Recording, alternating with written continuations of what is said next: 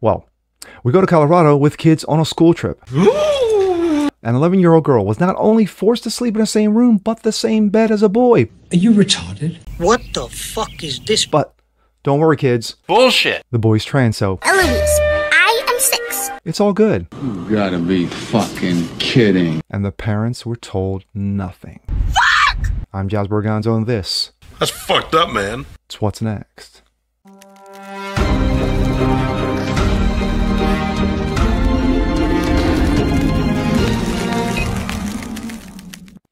A happy Wednesday, everyone. I'm Jazz Borganzo. What's next? Your daily dose of common sense, facts, and salt.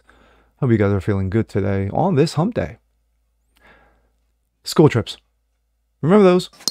You know that during the school year, the teacher would gather around, hand out flyers, or call over the PA system and say, hey, you know what? We got a special school trip going on, and hope you're excited about it. Well, hand out permission slips. You're off. Getting your parents' permission to go off on these school trips. And you look at different places. You go to D.C., well, for me anyway, it was going to D.C. to see the monuments, going to Philadelphia, to see the museums there, Smithsonian Institute, those things. Well, sometimes it would be just a day. You leave in the morning, you come back at night. Others, you would end up staying overnight. Well, in this instance, you had an overnight trip, but with a twist. An 11-year-old girl was forced to sleep in the same room with a dude who likes her real pretty, but gets better, to share the same bed. And he gets even more better, or double down, or triple down. The parents knew nothing about it. Wow. Surprised? It's 2023, y'all. Not anymore. And here we go. This comes out of the Blaze. Brave 11-year-old refuses to share a bed with a boy on an overnight school trip. Her parents now demand answers from the district. Yeah, good luck with that. The parents of 11-year-old Colorado girl have solicited the help of Alliance Defense of Freedom, an organization dedicated to protect their religious freedoms and speech rights, after their daughter was placed in the same room as a boy with an overnight trip and nearly forced to share a bed with him. Last June, 11-year-old daughter of Joe and Serena Wales was one of many students who participated in a trip to Philadelphia and D.C., right? Just like mine. Sponsored by the Jefferson County Public Schools, a district located just west of Denver. The Wallaces, if I'm pronouncing that correctly, were under the impression that during the overnight portions of the trip, students would be segregated by sex and would even be prohibited from visiting the rooms of members of the opposite sex without permission. That's how it would go in a normal, civilized world. But this is not it. Quote, girls on one floor, boys on the other, and they're not going to be in each other's rooms unless it's pre-approved, Serena Wales recalled the district representatives repeating saying, according to the Daily Signal. During the trip, the Wallace's daughter, identified only as DW, was arranged to share a room with two female students from her school and a student from another school, identified as Kem. And each hotel room had 2 beds and 4 students. Students had to share the bed with fellow students, and DW was assigned to share a bed with Kem, right? No big deal. To make Kem feel more at ease with a room with strangers, DW struck up a conversation. At that point, Kem voluntarily revealed to DW he's a dude who identifies as a girl. Wow. DW became uncomfortable with the prospect of sharing a bed with a boy. Yeah, because you're a girl. She immediately went to the hotel room bathroom, which she reported did not lock, and called her mother, who had accompanied the students on a trip but was not an official chaperone. According to the letter ADF sent to the JCPS school district, Tracy Dorland on Monday on behalf of the Wallaces.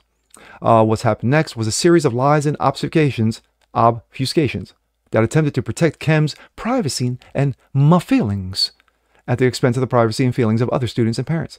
Serena Wales, DW, a teacher, and Principal Ryan Lucas met in the lobby of the hotel. Lucas then spoke about Kem's parents, who confirmed that Kem is a boy, but, he was insistent that he was a girl.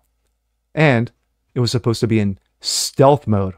Quote, meaning students on a trip will not know about their child's trans status. How nice. How convenient. While Serena requested that DW be assigned to a different room, the chaperones asked DW whether she would be considered remaining in the same room but sleeping in a different bed. As she was exhausted from the long trip, DW reluctantly agreed with those arrangements for one night.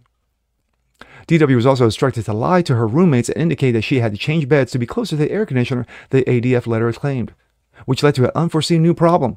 One of the roommates suggested that the pair swap beds so that DW and Kim could share the bed next to the air conditioner. Wow, that's continued double and tripling down. Once again feeling uncomfortable. DW went with her mother in the hallway. At that point, Serena admittedly insisted that DW be given a different room. This time, the chaperones agreed to move Kim to one other girl to a different room, but again, lied about why, saying DW's sick roommate needed more space, the letter stated. According to the letter, DW and two other girls originally scheduled to share a room with Kim were ordered by the JCPS teacher to keep Kim's transgender identity secret. Shh! Don't tell anyone. Including the parents of the girl who moved rooms with Kim, were intentionally kept in the dark about it as well, the letter claimed. JCP policy, referred to as JBR, states that in most cases, students on the overnight trips will be placed in rooms that according with their so-called gender identity, not their sex, because God forbid we use facts. The policy further states that the needs of the students who are trans shall be assessed on a case-by-case basis with the goals of maximizing the students' social integration, providing equal opportunity, yes, equal opportunity, inclusion, diversity, to participate in overnight activity and athletic trips, ensuring that the students' safety and comfort are number one, and minimizing stigmatization, of the student. However, the ADF argued that the policy puts the safety and comfort of the trans students ahead of the safety and comfort of real girls, including the young girls like DW. ADF also requested the superintendent clarify whether, going forward, parents will be informed about the sex of the child's roommates on school trips sponsored by the school, or even before the trip, and whether the school offers other options for parents who object the opposite sex roommates for their children. ADF also requested all district documentation. ADF also requested all district documentation on JBR, including training materials and emails.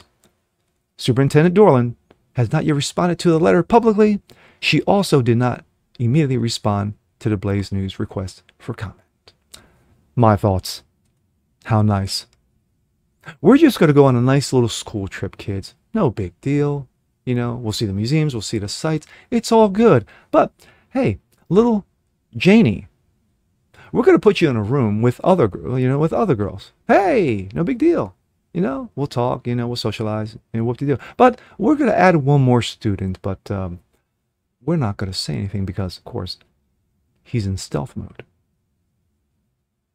Well, Janie, or DW, sadly found out the hard way that your school, your teachers, your principals, your superintendents are more worried about the social backlash than they are worried about your safety. So it really doesn't matter. You get hormones, you get your breast chopped off, you get your balls chopped off for little Johnny. Yeah, it's all good. Why? Because of my feelings. But God forbid the little girl says, well, you know what? I'm a girl. He's not. I want to be out of this room, but I have to lie about why I want to get out of this room. Instead of being honest with everyone on board is what the school district should have done. But no, they tucked their balls between their legs like a good little douche and kept the girls in the dark. It had to be this particular one because it could have been anyone. Could have been any girl on that trip, but it turned out to be this particular one. So one, the parents are retarded of the kid who actually thinks he is a she. Second, now you can do one or two options.